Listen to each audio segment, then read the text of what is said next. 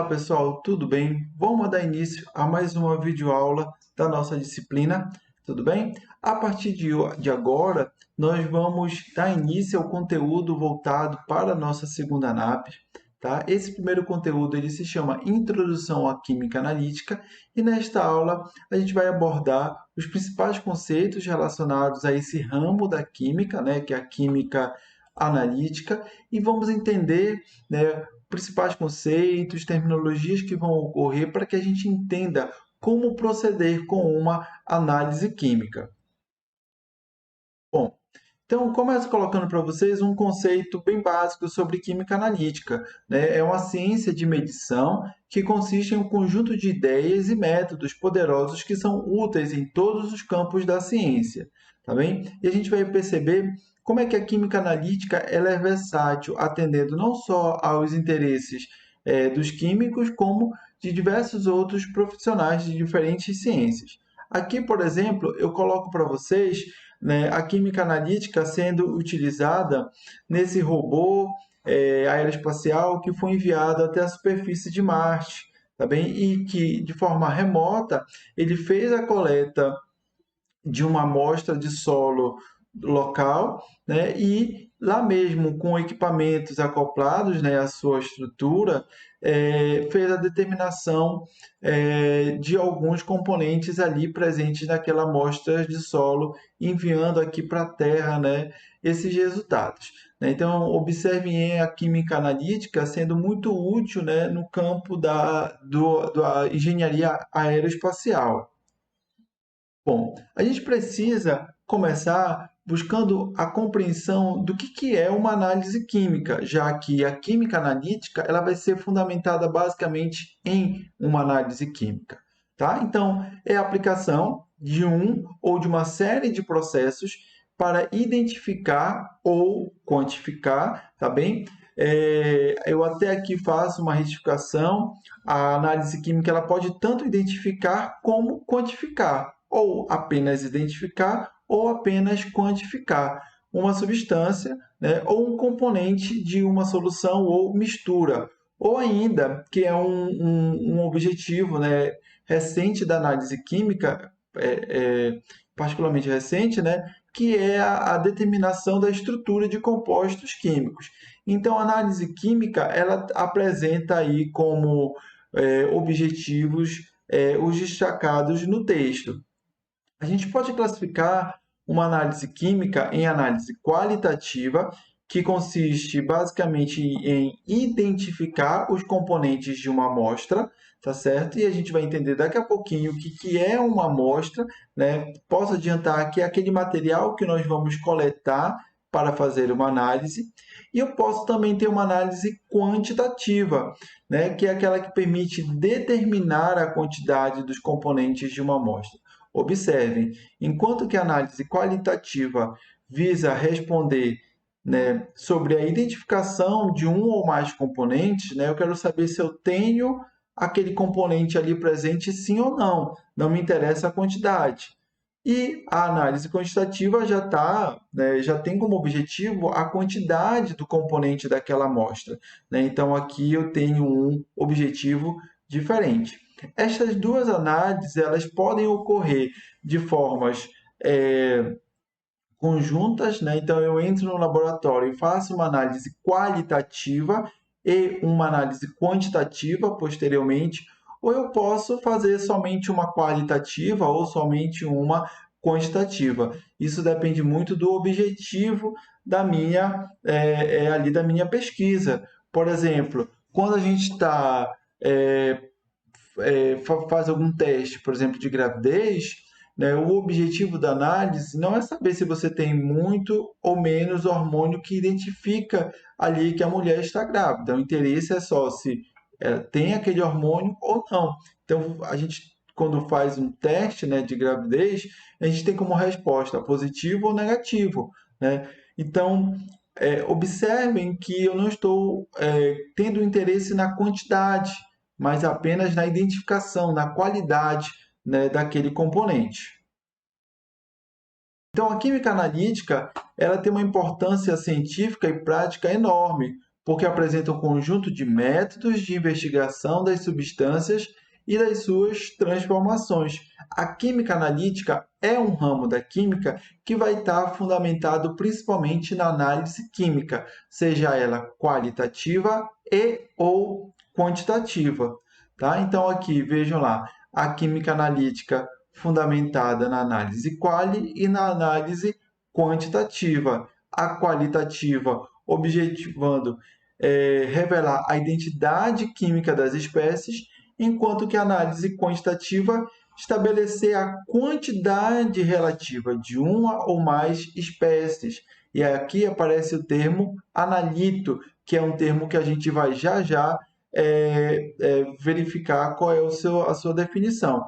Vejam que a análise quantitativa vai ser sempre vai ter sempre como resposta, né, termos numéricos. Então, qual é a concentração de uma determinada espécie?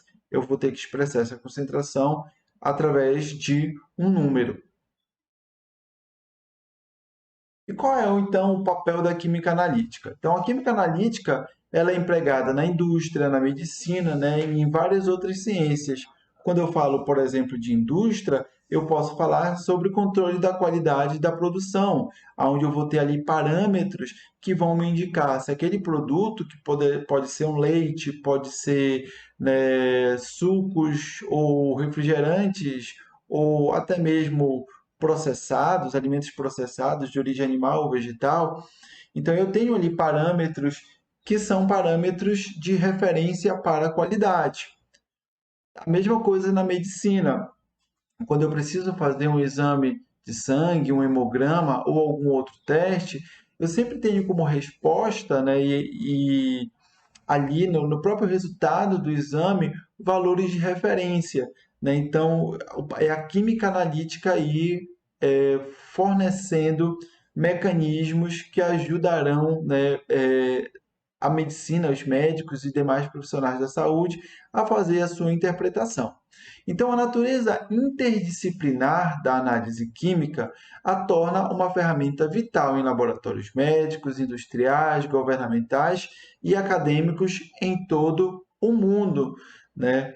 Coloca-se que a análise química ela tem um grande valor na economia nacional, né? Tanto no controle da produção em importantíssimos campos da indústria, como os que eu citei, né? Assim como em estudos químicos de solos, fertilizantes, produtos agrícolas, matérias-primas, né? Que precisam passar por um processo de controle para que sempre, né, eu tenha a mesma qualidade em todos os produtos. Imagine você comprando hoje um, um, ali uma garrafa, né, de leite, e aí quando você for daqui a algum tempo comprar uma outra garrafa de leite, você vai perceber uma diferença de gosto, de sabor, de qualidade. Né? Então, o padrão ele precisa ser mantido. Então, por isso que a química analítica tem esse papel tão importante na economia, não só nacional, como global. E aqui, né, nessa imagem, eu coloco para vocês como que a química analítica ela pode se relacionar tanto com a química, né, que é a ciência que deu origem a essa ciência, que é a química analítica, né, atendendo aí profissionais da física, das diferentes engenharias, da medicina, como já foi citado, né, até mesmo das profissionais das ciências sociais, do meio ambiente. Hoje a química analítica ela é fortemente responsável, né, pelas análises voltadas para análises ambientais, para informar se um ambiente encontra-se poluído ou contaminado, tá bem? Na geologia, passando ali pelos aspectos de formação de uma determinada bacia hidrográfica, de um rio, né, da área de formação do solo. Então, a química analítica ela é uma ciência muito versátil e que ajuda diferentes profissionais através da análise de uma determinada amostra. Então, a gente volta aqui ao conceito do que é a química analítica, né? A gente começou lá falando que a química analítica era uma ciência de medição. Aqui a gente coloca. Então, que é uma ciência de medição que consiste em um conjunto de ideias e métodos poderosos que vão ser úteis em todos os campos da ciência. A química analítica é a ciência que estuda os princípios e métodos teóricos da análise química. A análise química vai ser o fundamento principal que dá origem, né, a essa ciência denominada de química analítica. E para que a gente comece, né, a adentrar ao estudo da química analítica, vamos começar vendo a definição de três palavras. A primeira delas, analito. O que vem a ser o analito? O analito, ele, ou analitos, né, ele representa os constituintes de interesse na amostra. Isso significa que se eu estiver trabalhando com um determinado material que foi coletado, aquilo que eu vou investigar é o que eu posso chamar de analito. Então, se eu estiver trabalhando, por exemplo, com amostra de água e quero determinar o pH, o meu analito é o pH, é a concentração de íons H+. Mas se você aí tiver um outro objetivo, o interesse for fazer a avaliação da concentração de ferro, né, apenas a concentração de ferro naquela amostra, em uma qualquer outra amostra de água, o teu analito é o ferro. O meu analito é o pH, né? Não significa que ali naquela amostra não tenha ferro, não tenha cloreto, cálcio, magnésio, vários outros constituintes, mas eles não são o meu objeto de estudo, não fazem parte do meu interesse. Então eu não vou chamá-los de analito. O analito é o ou os constituintes de interesse na amostra. Todos os outros constituintes, né, com exceção dos analitos, eles compõem a matriz. Então, a matriz de uma amostra são todos os constituintes de uma amostra, tá certo? Com exceção dos analitos. E também coloco para vocês a palavra determinação. O que a determinação ela representa para a gente? Ela representa uma análise de uma amostra com a finalidade de encontrar a identidade, a concentração, né, a quantidade ou alguma propriedade do analito. E aqui vale uma dica bem legal. Sempre que eu falo, eu me refiro ao termo amostra, né, que é aquele material que a gente coleta, eu me refiro à terminologia análise. Então, uma amostra, ela é sempre analisada. Eu não vou determinar uma amostra, eu vou analisar uma amostra. E o que é então que eu determino? Eu determino, por exemplo, o pH. O pH de uma amostra de solo. Então, eu analiso uma amostra de solo e determino o pH dela. Tudo bem? A análise, né, ela deve ser conduzida cuidadosamente, de modo a diminuir os erros e manter a acurácia e reprodutibilidade.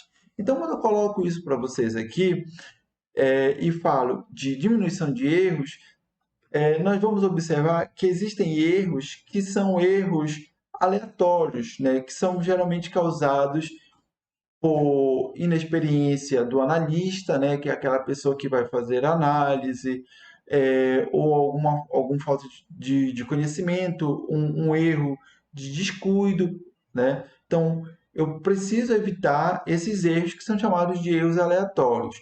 Outros erros, como os erros sistemáticos, eles são erros que eu não consigo retirar da minha análise, que são erros intrínsecos, que estão relacionados a a própria capacidade do equipamento, a capacidade técnica, é um erro que é intrínseco e que a gente não tem como retirar ele do processo de análise, tá bem?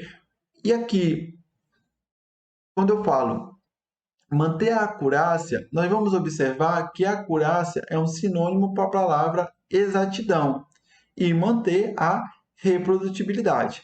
Então aqui eu tenho três palavras que eu preciso reconhecer também quais são os seus significados. Quando eu falo de erro, eu estou falando da diferença entre uma medida experimental e o seu valor verdadeiro ou aceito. Olha lá, todos nós temos uma altura, nós temos uma massa, né? Que quando a gente vai na balança, a gente se pesa. Mas vamos pensar na nossa massa. tá? Todos nós temos uma massa, né? Um peso, como a gente fala diariamente. Então, quando você vai na balança, você se pesa, você tem um valor ali, né? Pesado. Aquele valor, ele é um valor aproximado do verdadeiro valor, do valor real, tá bem? Então, por que eu estou dizendo que ele é um valor aproximado? Porque você vai estar de tênis, ou vai estar de sandália, ou você provavelmente vai estar de roupa, porque você não vai chegar lá na farmácia e se despir para pesar. Então, você tem ali, né, itens que geram um erro na sua pesagem. A própria balança, ela pode estar descalibrada, eu posso ter uma variação da corrente elétrica que pode gerar um mau funcionamento. Então, existem ali alguns erros aleatórios, tá bem? Erros que são causados por você. Eu, de repente, fui me pesar com o meu tijolão, né, o meu celular ali no bolso. E existem erros que são, né, os sistemáticos. Eu não tenho como ir lá e, de repente, corrigir a tensão elétrica, né? Então, eu vou ter uma massa diante daquela situação. O quão próximo ela chega da sua verdadeira massa, do seu verdadeiro peso, é o que a gente chama de erro, que pode ser para mais ou para menos. Quanto mais próximo o valor for, menor é esse erro. Para que a gente saiba qual é a sua verdadeira massa, né, aí a gente precisaria fazer uma pesagem muito mais minuciosa e detalhada, tá bem? Então, essa é a diferença entre a medida experimental e o valor verdadeiro. Essa diferença eu chamo de erro. A acurácia é uma estimativa da concordância entre um resultado analítico e o valor verdadeiro ou aceito para uma quantidade medida, né? Então, é a concordância estimada em termos de erro, tá? Nós, né, quando falamos de manter a acurácia, significa manter um erro pequeno. Então, quando eu falo que eu preciso ter uma boa acurácia, significa que eu preciso ter um erro pequeno. Então, como é que eu vou expressar a acurácia, tá? A exatidão de uma pesagem, de uma medição, né? Eu estou usando a pesagem como um exemplo. Mas como é que eu vou indicar a acurácia de uma medição? Através do valor do meu erro. E eu tenho também a reprodutibilidade, que é uma medida da precisão, né? E o que significa a precisão? É a medida da concordância interna entre um conjunto de réplicas de observações. Então, imagina lá, você vai, né, ao seu médico fazer a sua pesagem. E lá no médico, ele vai fazer a pesagem correta. Por quê? Lá ele vai pedir para você, né, tirar sapato, não ter nada nos bolsos e tudo mais. A balança dele vai estar calibrada, né? Só que antes você tem dúvida, você quer ver quanto você está pesando. E aí você vai lá na Extra Farma, vai lá na Drogasil, você vai lá na Pague Menos, e em todas elas você se pesa, tá bem? Bom, a massa que você vai ter entre estas pesagens, que nós vamos chamar de experimentais, o quão próximas elas vão ser, vão indicar para você a reprodutibilidade, porque você não está comparando as massas, né, os pesos medidos com o valor real. Você está comparando os pesos medidos entre si. Então, a reprodutibilidade, que é a precisão, é uma coisa e a exatidão é outra. Para que a gente possa entender melhor, vamos observar aqui, né, essas 4 situações desses alvos. Então, aqui nesse meu primeiro alvo, o que é que eu tenho? O meu valor verdadeiro, ele seria, vamos dizer assim, o centro, né, a região aqui em vermelho. Então, o meu objetivo é acertar esse valor verdadeiro, esse valor considerado como o real, tá certo? E os pontos em verde representam as minhas tentativas, né? As minhas medições experimentais. Eu quero tentar alcançar. Então, eu começo a jogar, né, os dados para tentar acertar o valor verdadeiro. Então, fazendo uma analogia, né, com o tiro ao alvo, no primeiro caso, eu posso dizer que eu tive uma boa acurácia e uma boa precisão. Por quê? Acurácia exatidão, a distância entre o valor verdadeiro e os valores medidos. Então, vejam que a distância entre o valor verdadeiro, que é a região em vermelho, e cada um dos valores medidos, tá bem? Estão todos próximos, estão todos dentro da área. Então, eu tive uma boa acurácia. E por que eu tive uma boa precisão? Porque todas as bolinhas verdes estão próximas entre si. Então, eu tive uma boa reprodutibilidade. No segundo caso, olha lá, deixa eu mudar aqui. Então, no segundo caso, verifiquem que as bolinhas medidas, né, os valores medidos, representados pelas bolas verdes, eles estão, de uma certa forma, distantes entre si, tá bem? Porém, estão próximos da região considerada como o valor verdadeiro. Então, eu digo que eu tive uma boa exatidão, uma boa acurácia, porém, a precisão não foi boa, eles não estão próximos entre si. Então, boa acurácia, porque se eu for observar cada bolinha verde em relação à proximidade com o valor que seria considerado verdadeiro, tem proximidade, mas entre as bolinhas verdes eu não tenho valores próximos entre si. E no terceiro caso, quer pensar um pouco? Será que teve uma boa acurácia? Será que teve uma boa precisão? Olha lá, não tive uma boa acurácia, porque os valores medidos, tá? Eles estão distantes do valor considerado como verdadeiro, porém eles estão próximos entre si. Então, não tive uma boa acurácia, uma boa exatidão, porém tive uma boa precisão. No nosso último caso, não tive uma boa acurácia, porque os valores não estão próximos do valor verdadeiro e não tive uma boa precisão, porque eles estão, olha, distantes entre si, tá certo? Então, essa é uma forma de nós fazermos uma analogia entre os conceitos de exatidão e precisão, que seria valores medidos no laboratório, com o que a gente tem, por exemplo, numa brincadeira como essa do tiro ao alvo. Aqui no texto abaixo, vocês vão encontrar de forma detalhada isso que eu acabei de explicar para vocês, para que depois vocês possam ler e rever esse tópico. Aqui nessa tabela, eu mostro para vocês 4 conceitos que são bem importantes da gente diferenciar. O primeiro deles é o conceito de técnica. O que é uma técnica?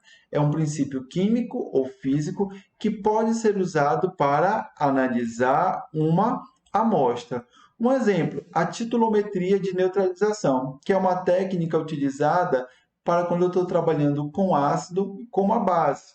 Tem aqui a espectrofotometria de absorção molecular, a fotometria de chama. Então, aqui são exemplos de técnicas que podem ser utilizadas, né, para uma determinada amostra.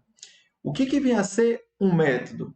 É a aplicação de uma técnica para a determinação de um analito específico em uma matriz específica. Então, quando eu falo aqui titulação de neutralização, existem diferentes titulações de neutralização. Existem diferentes métodos, existem diferentes aplicações dependendo do analito. Então, por exemplo, quando eu quero fazer a determinação do teor de vitamina C, por exemplo, em suplementos vitamínicos, tá? Eu vou ter um método específico que vai utilizar a titulometria de neutralização, a técnica de titulometria de neutralização. Porém, quando eu quero fazer a determinação de vitamina C em suco de laranja natural, né, eu vou ter um outro método, né, eu vou ter uma outra forma de aplicar a técnica da titulometria de neutralização ou alguma outra técnica. E o que vem a ser o procedimento? É um conjunto de diretivas escritas que detalham como aplicar o método para uma amostra particular, incluindo informações sobre amostragem adequada, eliminação de interferências e a validação de resultados. Então, aqui embaixo eu coloco, seria a determinação de vitamina C segundo o procedimento do Instituto Adolf Lutz. Esse Adolf Lutz, né, é um instituto que é uma referência quando se fala da análise de uma série de tipos de amostras, e ele apresenta, né, diferentes livros que nos trazem, né, diferentes procedimentos dependendo do analito, dependendo da amostra, tudo bem? Então observem lá, eu tenho a técnica. Essa técnica ela pode ser aplicada de diferentes maneiras, ou seja, eu tenho diferentes métodos que podem aplicar aquela técnica. O procedimento ele vai me descrever, tá bem, uma sequência ali de diretivas que vão me ajudar a chegar a um determinado objetivo, utilizando diferentes técnicas e métodos.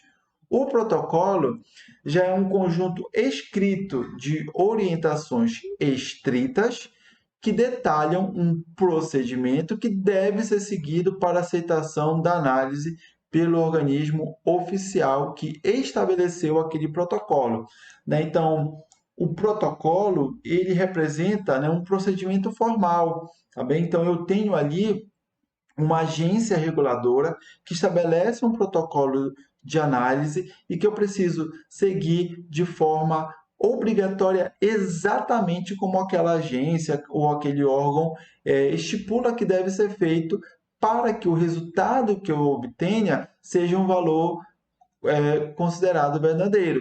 Então, por exemplo, quando eu vou fazer um exame de sangue, ou algum outro tipo de exame laboratorial, eu tenho ali uma normativa, eu tenho um protocolo para que aquele resultado ele seja um resultado válido, né? Já que o laboratório ele não vai simplesmente abrir, aquele laboratório ele precisa atender a uma legislação, a protocolos de análises oficiais, né?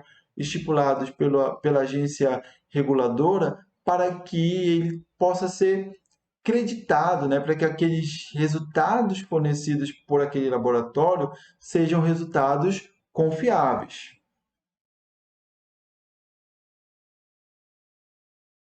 Vejam aqui esse esquema que mostra justamente um resumo do que nós falamos. Então, aqui eu tenho a técnica. Então, a técnica aqui que foi separada é a de espectroscopia de absorção atômica com forno de grafite. Tá? É uma técnica que vocês vão ver baseada em uma análise instrumental, e a gente vai entender mais à frente o que é uma análise instrumental. Tá? E essa técnica ela pode ser empregada em diferentes métodos.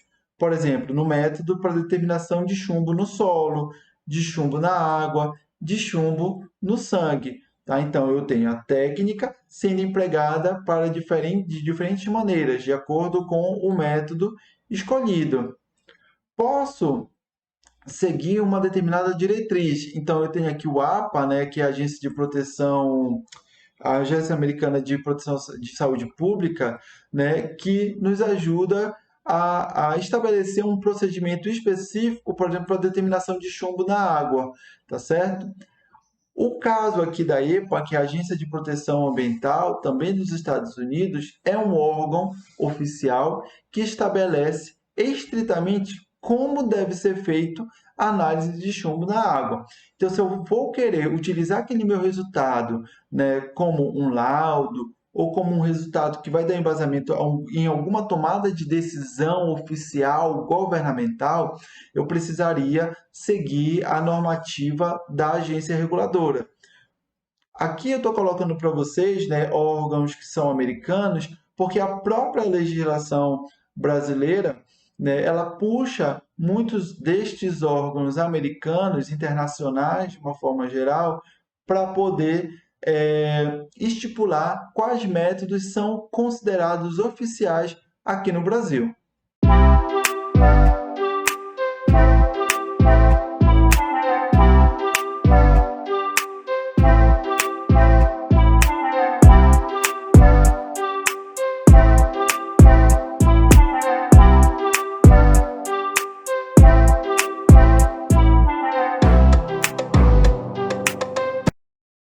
Dando continuidade, vamos ver agora a marcha geral de uma análise química.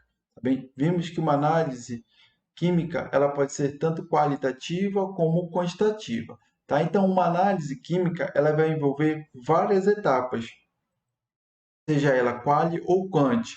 E o analista deverá considerar, né, no caso, ela vai envolver várias etapas que o analista deverá considerar para a realização das análises. Ou seja, essa sequência analítica, ela precisa ser muito clara e muito bem definida pelo analista na hora da execução. De uma forma geral, as etapas a seguir, né, que eu vou apresentar nos slides que vão vir, são as mais importantes em uma análise química típica. E a modificação do esquema vai depender da amostra que será analisada. Isso porque, né, por exemplo, no caso de algumas amostras líquidas, geralmente alguns problemas não vão ocorrer. Então, eu vou ter uma diminuição da quantidade de etapas que vão ser executadas. Tá? Então, de uma forma geral, as etapas da sequência analítica, né, da marcha geral de uma análise química, são etapas pré-estabelecidas, sendo que algumas podem ocorrer ou não. E tudo isso vai depender da amostra. Aqui eu coloco para vocês, né, as principais etapas, né, que qualquer analista deve seguir na hora da execução dessa marcha analítica. A primeira delas, e a gente vai adentrar em cada uma, seria a amostragem, seguida pela preparação da amostra para análise, a medida de uma quantidade da amostra, a obtenção da solução para análise, a eliminação de interferentes e a medição final, tá bem? Lembrando que essas etapas, elas podem aí sofrer algumas expansões ou algumas eliminações dependendo do tipo de material que você estiver fazendo análise, tá? Então aqui eu coloco, se a concentração do analito na amostra a ser pesada, né, caso você esteja trabalhando com uma amostra sólida, for inferior ao chamado limite de detecção do método, será necessário acrescentar uma etapa de pré-concentração aqui nessa marcha analítica. Isso porque, de uma forma rápida, né, esse limite de detecção é um valor mínimo que o equipamento, que algum equipamento que você esteja trabalhando, é capaz de determinar a quantidade de um determinado analito. Então, se a quantidade do analito estiver abaixo daquele limite, né, você vai precisar efetuar uma etapa denominada de pré-concentração. Aqui, nesse outro esquema, eu mostro para vocês que antes da gente chegar, né, na etapa da obtenção de uma amostra, né, que é a etapa de amostragem, eu coloco aqui, né, que a gente precisa definir qual é o nosso problema analítico e escolher o método analítico. Isso é fundamental porque faz parte de um planejamento que o analista, né, que é um pesquisador, está executando para poder efetuar a sua análise. Por quê? Depois que você coleta o material, chega no laboratório e até aí você já gastou tempo e dinheiro, né, você não pode simplesmente descobrir que você não tem o equipamento não está funcionando, ele não é capaz de quantificar o material que você quer. Então, o planejamento ele é essencial nesse momento pré-coleta, pré-início das análises. Então, vamos definir o que seria a etapa, né, de definição do problema. Este é o primeiro passo no planejamento de uma análise. Né? Pergunta-se qual é a informação analítica desejada, o que é que você quer descobrir, tá? Então, podem ser, por exemplo, a determinação de elementos traços em diferentes amostras, como, por exemplo, a amostra de água, de solo, de ar, de sedimento.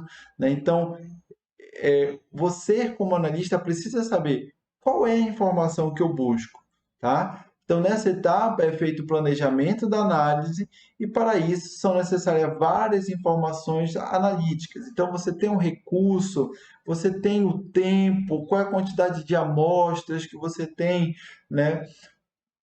Será que você vai encontrar aquela informação analítica ali? Eu sempre coloco um exemplo. O mercúrio não é um elemento químico que você vai encontrar por aí, pela natureza em qualquer lugar.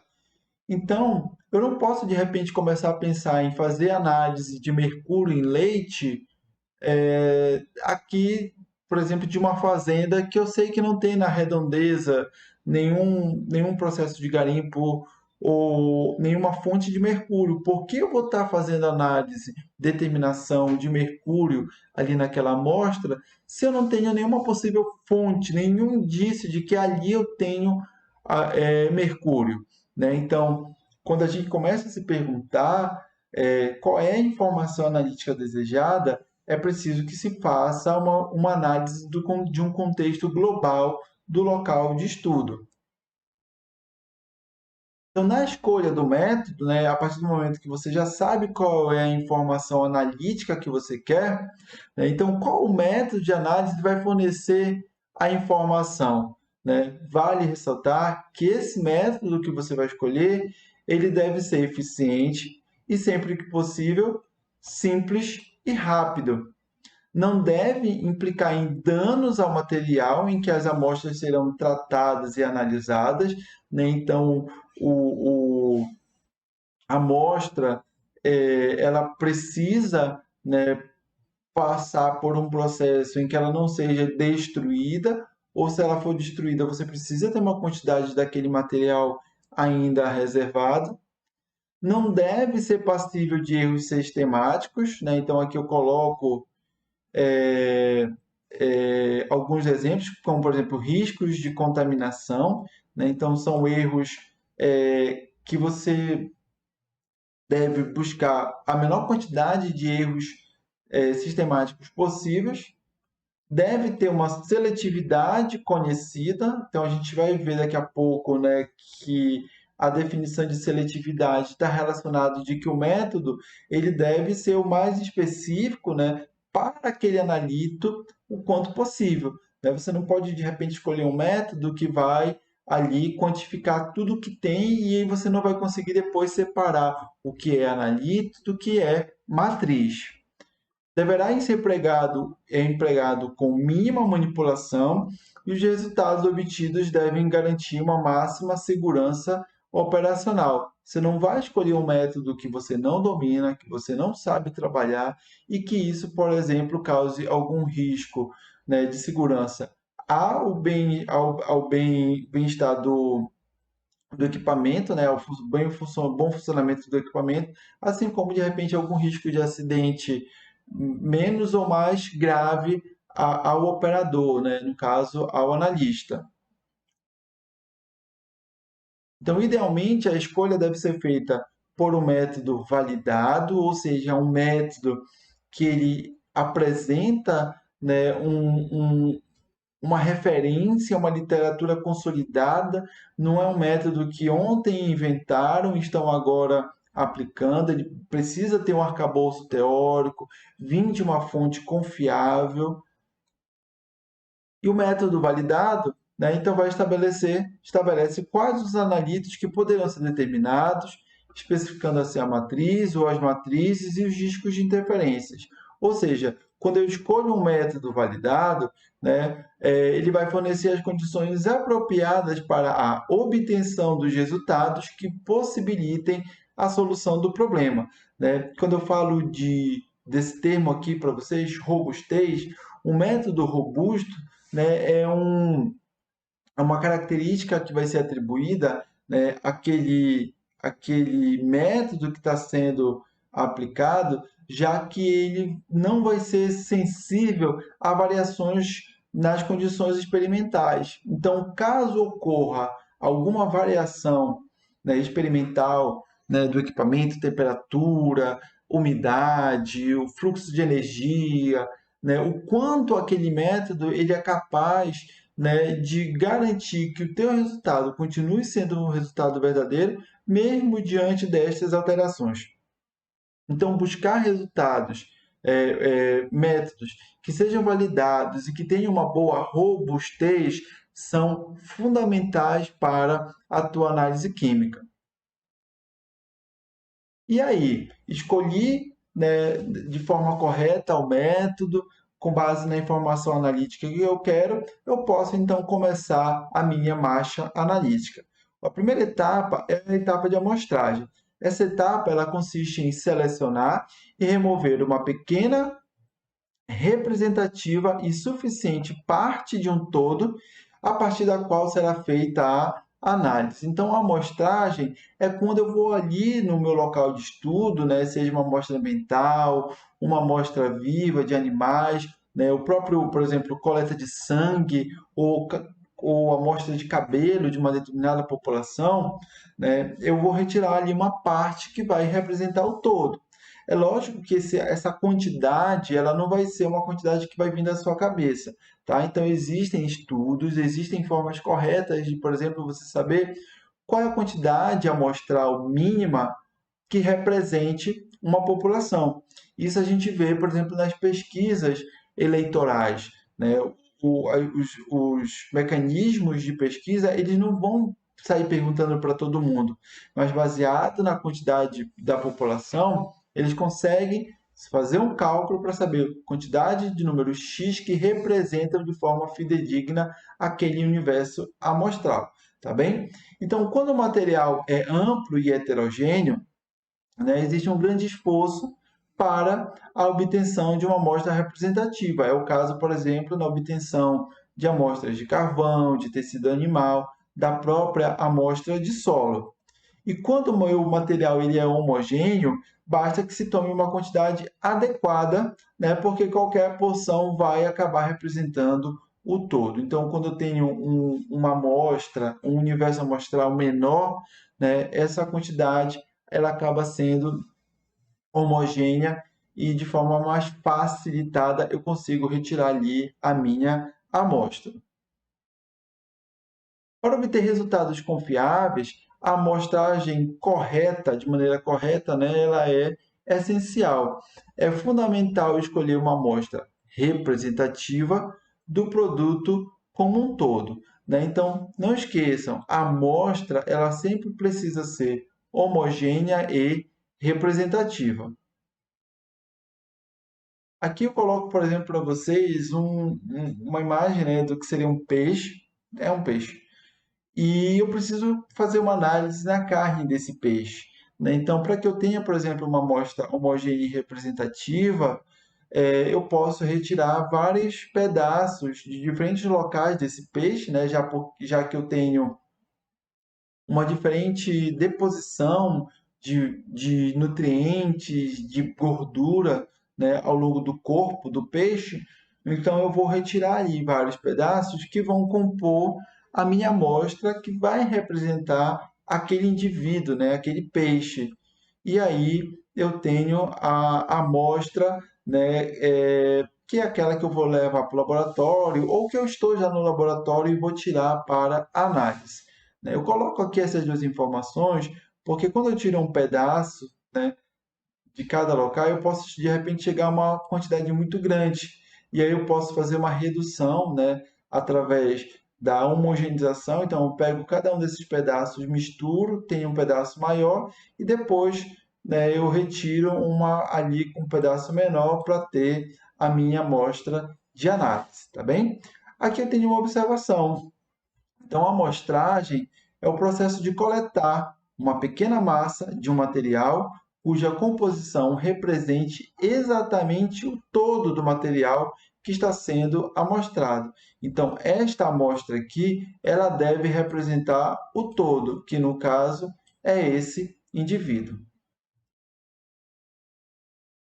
Aqui eu mostro para vocês um exemplo de uma análise, uma amostragem de solo, né? Então, aqui eu tenho uma figura do terreno real, né? Vejam que eu tenho declividades diferentes, né? Talvez pela imagem não dê muito para ver, mas eu tenho, né, regiões mais próximas aqui à área de floresta, regiões mais próximas à área de pasto, né? Então, num processo de obtenção de amostras homogêneas, eu agora nessa representação, eu tenho aqui, né, as áreas que são homogêneas e eu vou coletar em cada uma delas a amostra que vai representar aquela área que foi demarcada. Vejam aqui no caso do 4B, né, que é uma área grande, né? Então, aqui eu tenho um exemplo de uma coleta em zigue-zague, tá certo? Aonde eu coleto várias porções, né, dessa amostra de solo. Então, eu não venho só aqui e coleto, eu coleto de vários locais juntos, né? Então, todas essas amostras, essas porções, né, para formar uma amostra representativa daquela área, que é a área 4B, né, que foi assim designada, e eu posso depois fazer um processo de quarteamento, que é um processo de redução para obter uma amostra menor que vai representar a área 4B. É essencial em toda a coleta a gente trabalhar com a identificação, independente do tipo de amostra, seja de água, de solo, de animal, seja uma amostra humana, tá bem? A identificação da amostra, ela ajuda você a reconhecer a origem, as condições de amostragem, né? Manter um controle de uma forma geral. E aqui eu tenho exemplo, né, do que seria uma etiqueta. Aqui é só um exemplo. A própria codificação ela fica a critério do analista, né, que pode ali estabelecer uma codificação de letras e números para se chegar à codificação e entender, a partir daquela leitura, a sua origem e toda outra informação que for importante para o analista. Aqui eu tenho um outro exemplo, né? Então, tenho, por exemplo, um lote. Então, desse lote, eu vou retirar uma amostra bruta, uma amostra que vai ser representativa. E dessa amostra representativa, eu retiro a amostra de laboratório. Trabalho aqui com 3 alíquotas, né? A gente vai ver daqui a pouco que isso daqui é trabalhar em triplicata. Então, essas são as réplicas da minha amostra, tá certo? E dessa maneira eu consigo. Isso é muito semelhante, por exemplo, né, quando a gente fala da validação das vacinas, né, de uma vacina, então é produzido um lote de vacinas, um lote de cervejas, um lote de refrigerantes, e ali daquele lote eu vou tirar amostras brutas que eu vou armazenar para futuramente fazer análise de controle de qualidade, de controle de tempo de prateleira, né, de estabilidade, né? Então, dependendo dos meus objetivos, eu vou retirando ali frações, alíquotas para que eu faça a análise desejada, tá bem? Então, aqui eu coloco para vocês a terminologia das amostras complexas.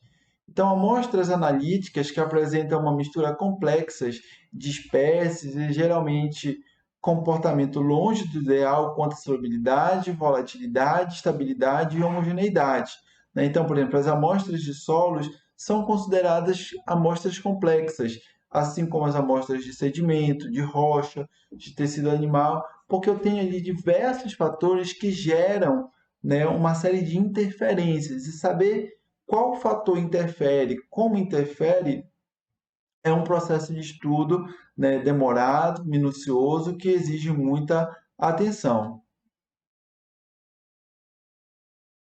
Aqui uma orientação quando a gente está falando sobre coleta de amostras, por exemplo, de solo, né? Então, aqui, evitar, né, esses interferentes, como, por exemplo, casas, brejos, vassourocas, caminhos de pedestres, etc., né? Locais que podem provocar interferências é, distintas daquelas que você, de fato, quer avaliar, né? Então, se o teu objetivo for avaliar a interferência de um esgoto, é interessante que você avalie tanto em amostras sobre a interferência, né, e amostras que não estejam sobre aquela interferência.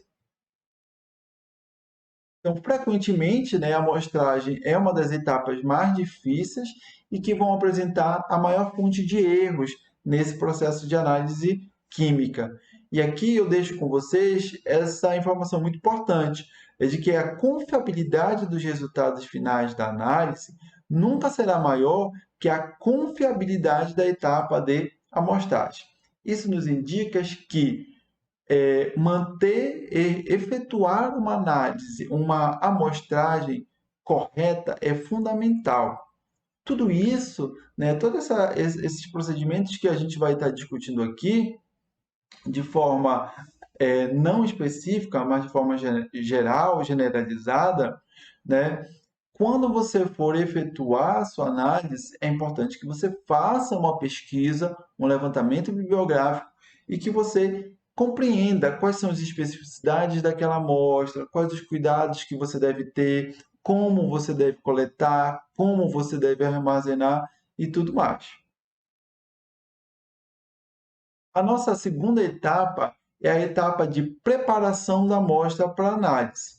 Aqui nessa etapa, o objetivo é converter a amostra em uma forma mais adequada para análise. Tá? Então, é oportuno observar que, entre todas as operações analíticas, a etapa de preparo de amostras é uma das mais críticas, porque ela vai ser uma etapa que pode ser muito demorada. Tá bem? Em geral, é nesta etapa que se gasta mais tempo, cometem-se mais erros e apresenta um maior custo. Cometem-se mais erros porque aqui vão exigir muito manuseio, né? Então, isso pode agregar uma quantidade de erros muito grande à sua análise. Então, os erros totais de uma análise química, né, são devidos, em muitos casos, a essas tarefas realizadas de pré-tratamento. E aí eu coloco para vocês aqui algumas informações sobre esse pré-tratamento da amostra, né? Então, o pré-tratamento da amostra pode até representar até 99% do total de uma análise. Ou seja, você pode levar muito tempo nesse processo. O tempo necessário para concluir uma análise, né, devido ao pré-tratamento, pode variar de 1 minuto. Então, existem amostras, como uma amostra de água, que é muito fácil de você fazer um pré-tratamento, às vezes somente adicionar um reagente, mas existem outras amostras, como a amostra de solo, que você pode levar aí horas, dias, para poder finalizar o seu pré-tratamento dela. A etapa de preparação, né, pode representar mais de 90% dos custos analíticos, né? Então, é uma etapa que demanda financeiramente muito. A etapa de pré-tratamento das amostras inclui todo o procedimento de preparo no laboratório, né? E a gente vai citar aqui alguns, como a remoção da umidade e a redução de tamanho. O tipo de pré-tratamento depende do estado da amostra que entra no laboratório, né? Então, amostras líquidas demandam de um pré-tratamento menor, mais rápido do que amostras sólidas, tá? E a maioria das técnicas de decomposição prévia e a maioria das técnicas requer decomposição prévia da amostra, principalmente quando ela está na amostra no estado sólido. E as principais razões para o pré-tratamento são homogeneização, dissolução de amostras sólidas, né, separação de substâncias interferentes, quando eu tenho ali o conhecimento de que eu tenho interferentes naquele, ou pelo menos que eu espero interferentes ali naquele meu material, pré-concentração de analitos, né? Então, são exemplos de pré-tratamentos que podem ocorrer. A gente vai falar de dois mais especificamente, que é a redução do tamanho e a remoção da umidade. Então, uma amostra de laboratório, né, ela é triturada ou moída para diminuir o tamanho das partículas, né, misturadas posteriormente, né, para garantir a homogeneidade e armazenada por período, né, pode ser um período longo ou menor, né, antes do início da análise. Então, essa seria a redução do tamanho. Eu posso utilizar um grau e um pistilo, aqui de porcelana e aqui de ágata, né, onde eu tenho uma redução da contaminação por metais, já que a porcelana pode provocar uma contaminação por metais elevada. Então, eles nos ajudam aqui nesse processo de trituração, né, de moagem de um determinado material para que eu reduza o tamanho. Eu posso também utilizar moinhos de bolas ou facas, já que já é um material automatizado que vai provocar, né, essa redução de tamanho. Eu mostro aqui para vocês esse moinho de facas que a gente tem no laboratório aqui na UFRA, né? Então vejam aqui, por aqui é realizada a introdução do meu material sólido, geralmente material vegetal, folha, caule, raiz, tá? E aqui é uma visão interna, onde eu vejo, né, as facas aqui, a faca, na verdade, é uma lâmina que encontra-se aqui, presa, tá bem? E esse material, quando chega aqui, ele é triturado, né? E aí, por aqui, por essa região, é realizada a saída desse material triturado na granulometria. Bem aqui é colocado uma malha, né? Então, dependendo da malha, só vai passar a granulometria desejada e coletado, eu coloco um frasco bem aqui que coleta o material moído. Então, a absorção ou liberação de água pode ocorrer durante cada uma das etapas, né? Então, dependendo da umidade do ambiente, e aqui na nossa região, na região norte, a umidade é elevada, né? Então, como qualquer perda ou ganho de água altera a composição química de sólidos, é uma boa ideia secar as amostras logo antes do início da análise. Ou seja, eu preciso remover a água, preciso remover a umidade do material. Posso utilizar uma estufa para a secagem desse material. Por exemplo, quando eu seco amostras de solo na estufa, eu obtenho o chamado TSE, que é a terra fina seca em estufa. E aqui, quando eu faço a secagem, né, utilizando o ar atmosférico mesmo, a temperatura ambiente, e é um processo um pouco mais demorado, pode demorar aqui uma semana, aqui não, 24 horas na estufa, mas aqui cerca de uma semana, né? E depois de macerar, peneirar, eu vou obter aqui a chamada TFSA, né? Que é essa terra nesse aspecto, uma granulometria muito pequena, né? Que é a terra fina seca ao ar. As amostras líquidas, né, já que a gente estava falando de amostra sólida, apresentam um conjunto de problemas ligeiramente diferentes, né, mas ainda assim relacionados na etapa de preparação, né? Então, por exemplo, quando eu faço uma coleta de água, dependendo do teu analito, talvez seja preciso você adicionar algum reagente químico que promova a conservação. Ele vai manter aquele analito naquela estrutura, naquela forma. Então, eu preciso adicionar esse reagente para manter, né, válida a minha análise específica. Medidas especiais, né, incluindo a manipulação da amostra e a medida em atmosfera inerte, podem ser exigidas para preservar a integridade da amostra. Então, aqui, nesse caso, né, eu tenho essa analista executando um experimento dentro dessa bolha, né, de plástico, né, e provavelmente aqui eu tenho essa bolsa que foi preenchida com ar inerte, pode ser o nitrogênio, por exemplo, que evita a oxidação provocada pelo oxigênio atmosférico, né? Então, esses e outras medidas podem ser necessárias. Como é que você vai saber isso? Novamente, através de um levantamento bibliográfico, através dos manuais de referência para aquele tipo de análise, para aquele tipo de amostra. A terceira etapa, ela representa a medida de uma quantidade de amostra, né? Então, aqui representa que depois de você fazer a amostragem e você fazer o preparo, né, o pré-tratamento da amostra, você vai precisar medir uma quantidade de amostra para fazer a sua análise. Se a amostra for sólida, você vai precisar efetuar uma pesagem, né? E para isso você vai precisar utilizar uma balança, né, que aqui pode ser uma balança semi-analítica, vejam a precisão dela de 2 casas decimais, como uma balança uma balança analítica, que tem uma maior precisão, né? Então, como ela tem aqui esse compartimento de proteção, eu tenho este e outros mecanismos que garantem essa maior precisão na medição de uma massa. Se a tua amostra for líquida, você vai precisar fazer a medição de um volume, né? Então, para isso, você vai precisar utilizar pipetas automáticas, volumétricas, balões volumétricos, pipetas graduadas, né, provetas.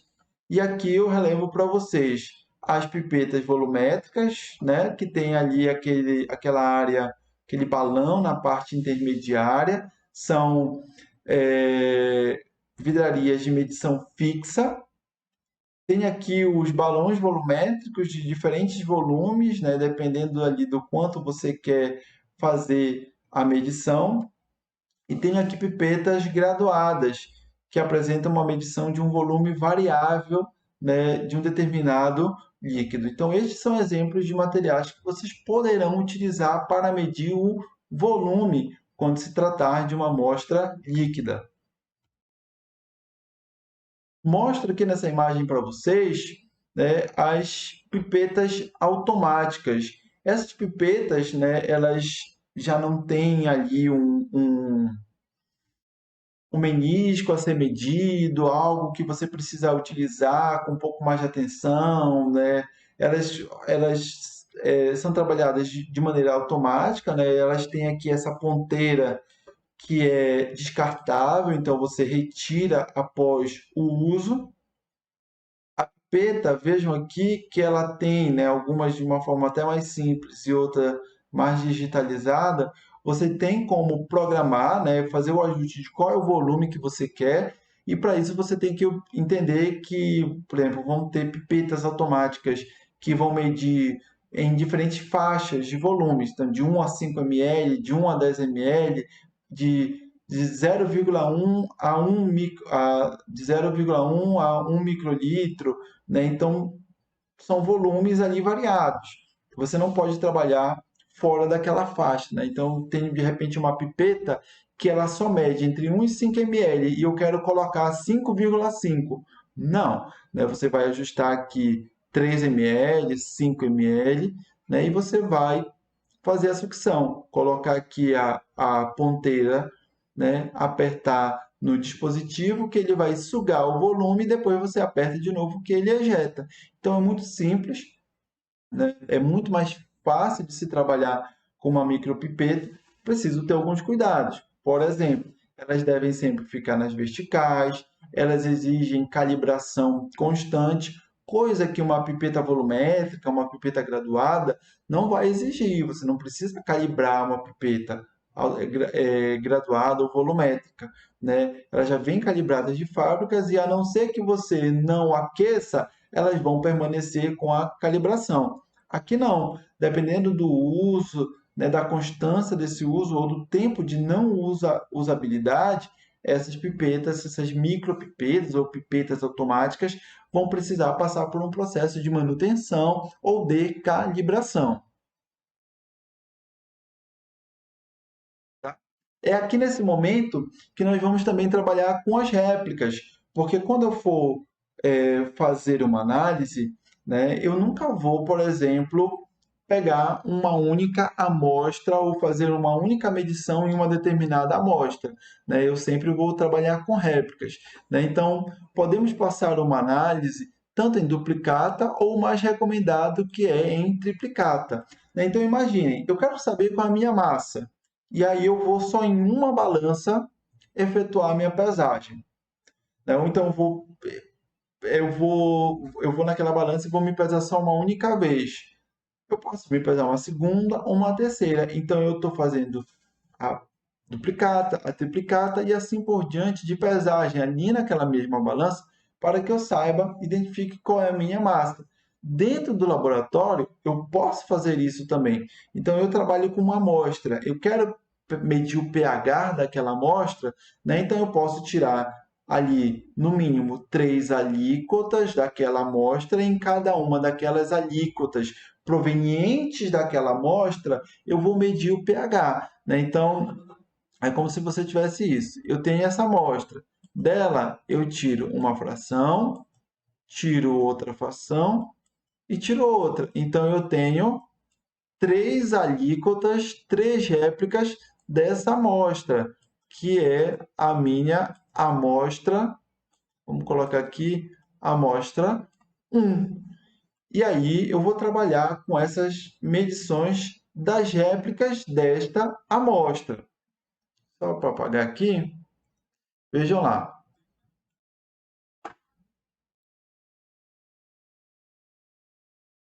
Então, o que são as réplicas? São porções de um material com aproximadamente o mesmo tamanho e que são analisadas ao mesmo tempo e da mesma forma. As réplicas melhoram a qualidade dos resultados e fornecem uma medida da confiabilidade. Posso expressar quantitativamente ou expressar a qualidade dessas réplicas através de diferentes métodos, através da média, do desvio padrão, do coeficiente de variação, da variância, através de testes estatísticos, como o teste T, né, o teste Tukey, outros testes pareados e não pareados. O importante é, hoje, quando a gente trabalha no laboratório, exige-se um mínimo de 3 replicatas para qualquer amostra, para que você possa observar um possível erro, uma possível discrepância entre um dos 3 valores.